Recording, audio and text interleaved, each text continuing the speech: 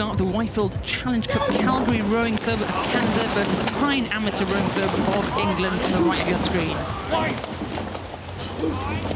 That's right, and these crews are off. This is the coxless 4. We just call it the 4 now.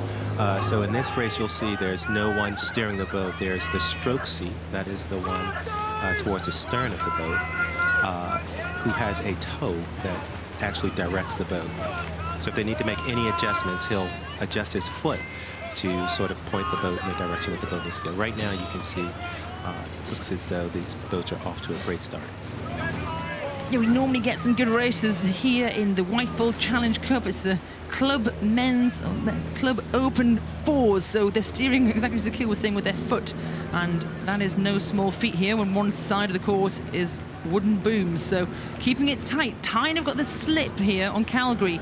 A long way to come for this Canadian crew. Can they stay in touch with Tyne up in the north of England? Yeah, I think it was you who was talking about the deep, rich history of rowing in Tyne. Yes, it used to be one of the hotbeds in the 19th century of professional rowing. So you used to have it down here on the Thames, up towards London, and also on the Tyne. So there's those big, big rivalries between the Tyne crews and those professional crews of London. So somewhere like Tyne was the amateur club could row, but the professionals of the time were never allowed to row at the regatta, actually. Oh, well, those were the days. Times have changed. One interesting thing to point out here for people who are new to the sport, you'll see most boats have stroke, have port starboard, but in that Tyne boat, it looks as though they have a bucket. Yeah, as we call it here in the UK, bow side, stroke side, but we understand that stroke side is port, starboard is bow side, but they've got two of the same oars on the same side. I think actually physics-wise, that's the best way to row one of these 4s. You'll see a lot of it up to the Olympic level. As you see the bow man there of the Tyne Amateur Rowing Club, Joseph Adamson. Very neat and tidy, this crew.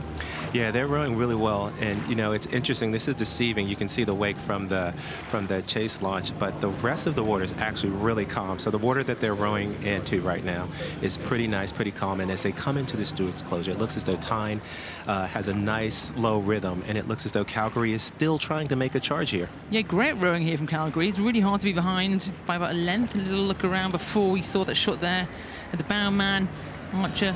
La Rochelle having a little look. We're still in contact. Let's put up the best fight we can. As Tyne move a little bit across, they'll probably get a steering warning for that. I think they've just moved back again.